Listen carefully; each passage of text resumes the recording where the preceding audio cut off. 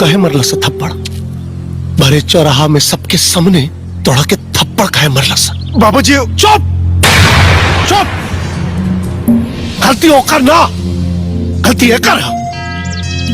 साला चिंकी फार, साला मर्दन के पंजा मरोड़नी। और ये हमार बेटा एगो लड़की से जोर आजमाइश करके आ गई। जो उन लोगन के हमेशा अपना जूता के नोक पे रखनी, उनके सामने हमारा औलाद थप्पड़ खा के आ गई। ये तब कुछ ना कर बेटे। जब तक हम ना कहा कुछ ना कर बातू। भीतर जा, भीतर जा।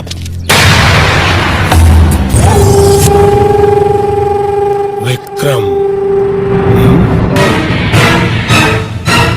बड़ा तारीफ सुना था नी तोर। अच्छा लगल तोरा के देख के। काम के बात कर भवानी सिंह। हमके यहाँ काहे खातिर बोलौले बड़ा? लोग कहता रहे कि ते शेर बाड़े। शेर बाड़े तो वहां गीदड़न के बीच में का करता रहे। हम यहाँ के राजा हैं। हमरा के शेर पाले के शौक। हमरा साथे आजो, दुनिया झुक के सलाम करी तोरा के।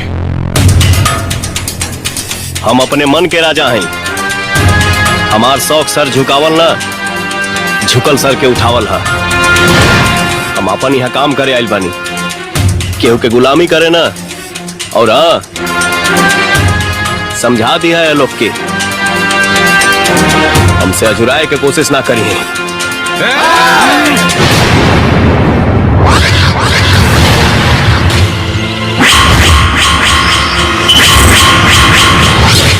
ये हमार वफादार कुत्ता है। जे हमार बात ना मानेला ना, ये ओकरा के कच्चा चबा जाला। अगर तोरा के यहां से जाए के हा, तो पहले एकर सामना कर।